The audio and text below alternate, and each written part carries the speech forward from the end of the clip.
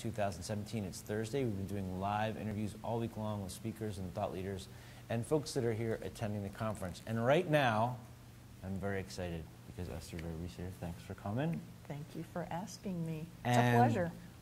We're going to probably have to talk about kale at some point. Yeah, we are. Well, let's start with the kale. How's the kale been? The kale is fantastic. This year I have 3 kinds of kale in my garden in Duluth. I have Tuscan kale. We talked about the rubbing of the Tuscan kale. No, you don't generally have to rub the Tuscan kale, massage the Tuscan kale. Massage, it's the curly kale you have to massage, because otherwise you chew it for a month and then you just give up and spit it out. And the Russian kale, what's the... The Russian kale is a lobe leaf kale. Okay. Red Russian kale, so the stems are kind of red color. What does that mean, lobe leaf? It's not a curly leaf, and it's not dino. Right. Okay. Dino? Dino kale, sometimes called Tuscan kale. Okay. Which is the hard kale. You have to massage it. No, that's the curly. Little oil. That's the curly kale. I have so much trouble keeping it straight. Okay. All right. It's good for you unless you have a artificial heart valve. Right. Then it's really bad for you. Or you just don't like it. Still good for you. So. All right, we've got that out of the way. Yes, we're done with the kale. And I actually thought of a question I want to surprise you with at the end. It was the kale. See, even thinking talking about kale because I've been helped your brain function. All week long I've been trying to think about how to ask you the question I want to ask you. But first we'll talk about your session. So creating an environment for successful Agile teams, that was on Monday. Yes. And change artist superpowers. Yes. Leading change in an Agile manner on Wednesday. Yes. So let's start out with talking about leading change. That's something that a lot of people really struggle with, right? How do I make them do this? How do I get them to want to do it? My advice lately has been, you don't. You can't. Go get a new job somewhere else. Give up on the idea that you're going to make people do things. Okay. So that session was, in general, I think about change as a matter of you have to center yourself so that you can bring your best thinking and your best emotional self to the problems you have to solve. You have to enter the other people's system. Okay. And then and only then can you turn it. Okay. Right? So what I was focusing on in this particular session, which I call the Change Artist Superpowers, is closely related to what they talk about in social sciences as use of self. Okay.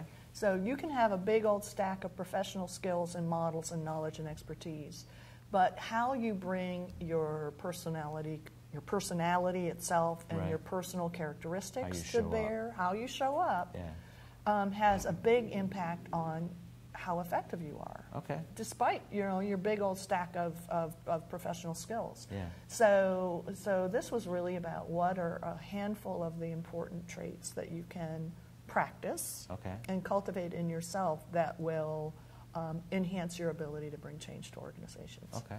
Can you give us one of them? Well, I can give you, I have a very long list of them actually. But I know, but so I think the first one is curiosity. Okay. Which is, when you hear someone make a statement like, I actually have to demonstrate this because there's almost always a hand gesture to go with injury? This. Okay. No. Those people aren't accountable. I just do it like that. Well, or that. Yeah. I often hear people make statements like that in organizations, and then I get curious about, well, what's really going on, and what are they being held accountable for, and who's really making these commitments? Why didn't you take your meds this morning? Well, that one usually doesn't pop into my mind. But so I rather than take a lot of things on face value about how people are describing the problem, I get curious about it because they may have incomplete knowledge.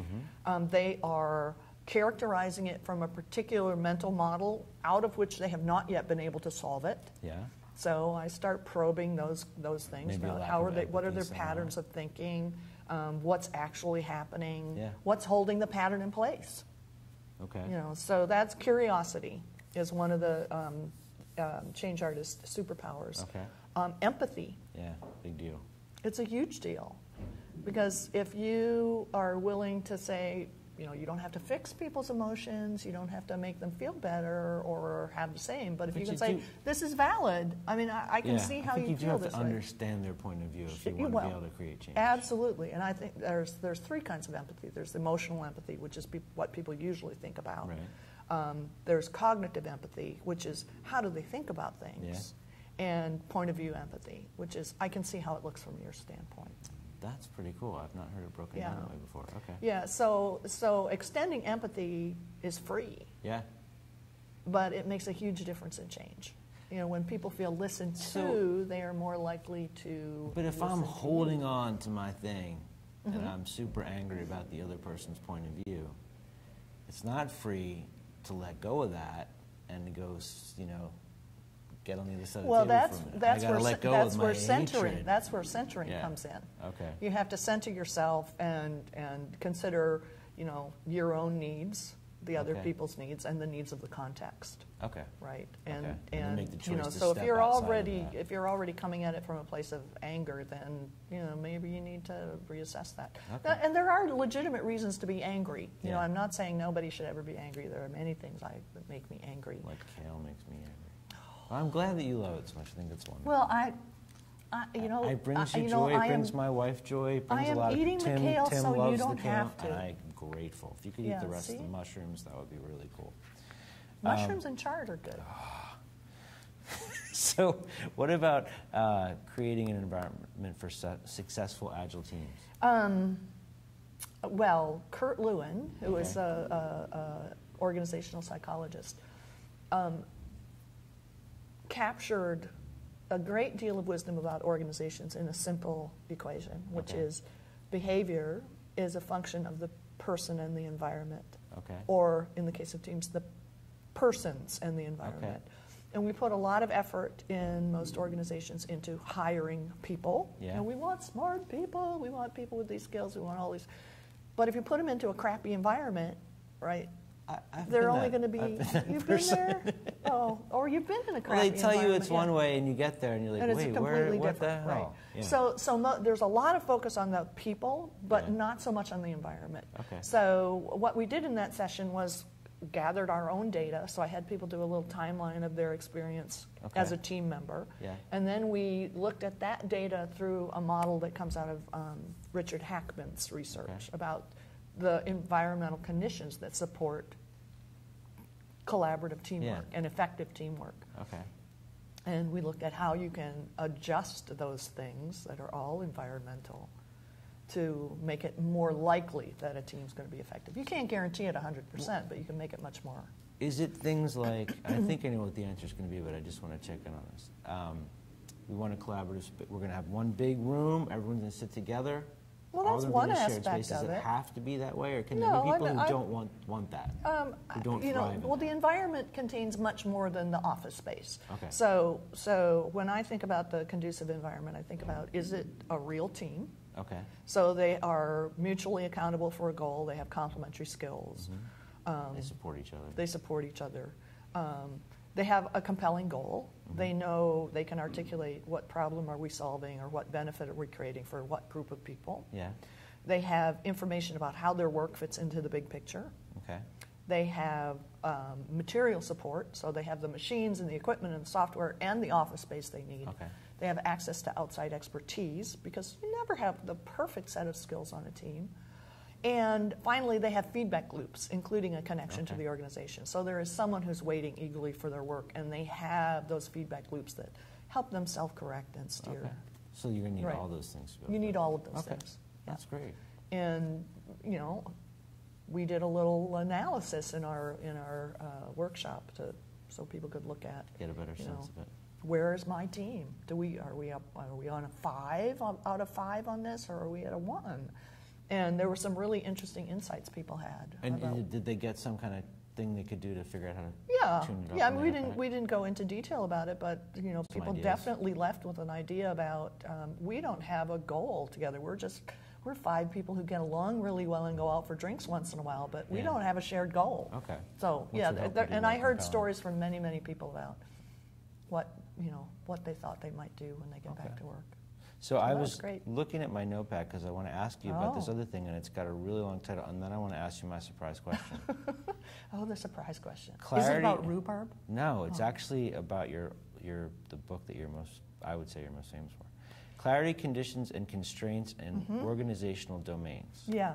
Well, one of the things that I see many managers struggle with is how do we manage if we're not going to do top-down control. Okay. And these are the keys for managing in complexity. You pay attention to clarity, which is a sort of a tractor. Are people really clear on what business we're in, what product we're making, how that fits in the market, the problem we're trying to solve, all of that sort of thing? Do we have the conditions, which is at the team level related to what I was just talking about? Yeah. And do we have appropriate constraints? Okay. And the constraints at the macro level are often, what would we always do for a customer? What would we never do with a customer? Yeah.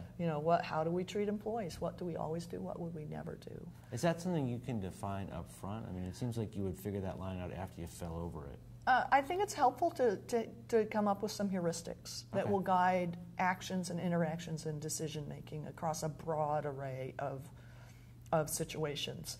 Typically, companies have policies that try to anticipate every particular situation that could come up, right? Which you can't do, particularly in a complex system, right? So I find having a set of heuristics is super helpful for those kind of global constraints. And then at different levels or different parts of the organization, if you're like at the team level, you might have constraints around decision making. Okay. Like you can buy whatever testing software. Up to X amount of dollars. Yeah, up to X amount of dollars. And if if the best one in the world is $10 more than that, let's have a conversation. Okay. Right. So why do you think so many people skip the clarity part? Like when you said that, I'm thinking like the last time somebody in my class raised their hand when I said who has a vision statement, or they don't know why their companies. Why is that so often ignored? Well, I think part of the reason is that as companies get larger, and I actually see this starting at about 20 people, there's a bifurcation of knowledge. Okay. And so if you're in a smaller company, it's the founders know all the contextual knowledge, and it's so embedded in their heads they just assume everybody gets it. And the people. Sorry. Inside joke. Go ahead. I've never seen anything like that. Never. Can't imagine how that would happen. And the people who are actually doing, building the products and or delivering the services, they know how things get done day to day. Yeah. And the bigger the organization gets, the more those bifurcate. Yeah. And there's typically a little overlap between those two sets of knowledge that lives with middle management. Okay. I often draw this as two triangles, and there's that little diamond that's the overlap. So you have to make the diamond bigger. Okay. Because bigger diamons are always a good thing, right? Diamonds are good. Yeah, big diamonds. All right, I don't want to take up too much more time, but I have an actual question. This is me asking the question to ask somebody who needs help. It's possible that I might be somebody who is involved in trying to run a retrospective for a large distributed team of consultants. That's a tough one. Who are separated geographically, working on different accounts, and it's not like a regular retrospective. It's not even like a distributed team retrospective because everybody's working on different things. Is there any advice you can give me on things? I mean, so it's always a virtual deal. Sure. Right? And we've tried a number of different things. I'm struggling to find a really good way to do it. Are there any success patterns that you've seen that make that work really well? Well, the first question I have is, what do these groups have in common that they might be working? All work at the same company. Okay, and do you have a goal? I'm sorry, this friend of mine who's doing this. You're asking for a friend. Okay, so this friend of yours is in his company. Do these folks have some common thing that they're working towards? Absolutely. Some company goal? Well, I think they're working, obviously, to help the company advance, but also the ideas behind the company. There's a certain way of doing things, a certain way of helping other organizations transform. Well, I think the first thing I would start looking into is how are you framing the focus of the retrospective? Okay. Since, for them to come up with some insights or understandings or pathways forward that are common, it has to be common to the company, something that's common to all of them. Okay, a common desire or goal. Right. Yeah. So if there isn't a common desire or goal, then we're all just swinging at different trees. Right. Then why have a retrospective that involves everybody? If on the other hand, if what you're looking at, sorry, I have to occasionally sip my lovely beverage that helps my throat. The conference has been a little rough on us. A cold. No, I was rough before. I was in a tropical place where they have many mosquito-borne illnesses. And I came back from there. I got bitten by a mosquito. Hopefully you don't have that. So I had to go through all of Zika. the symptoms, and I eliminated Zika Good. and chikungunya and I don't even know what that is. oh, you don't want chikungunya and dengue. Okay. So I just had know a cold. what that is. I just had a shot cold. For that one. Okay. So, but I had a cold for 2 weeks. And then the foot. Then the hoof, then the hoof started hurting. So yeah, it's kind of pitiful. But you've been I've been hobbling. sticking it out. I've been hobbling around. Okay. Yes, I've been hobbling. So go ahead. So going back to your retrospective, if you want to look for patterns, Right. then it might be useful to say, okay, let's have the people in this location and this location and this location somebody do said their this own. account, this account, this Sure. account, and then roll that up. And then what's common across these accounts. Yeah. Okay. So there's 2 ways you could approach it. Okay. That's awesome.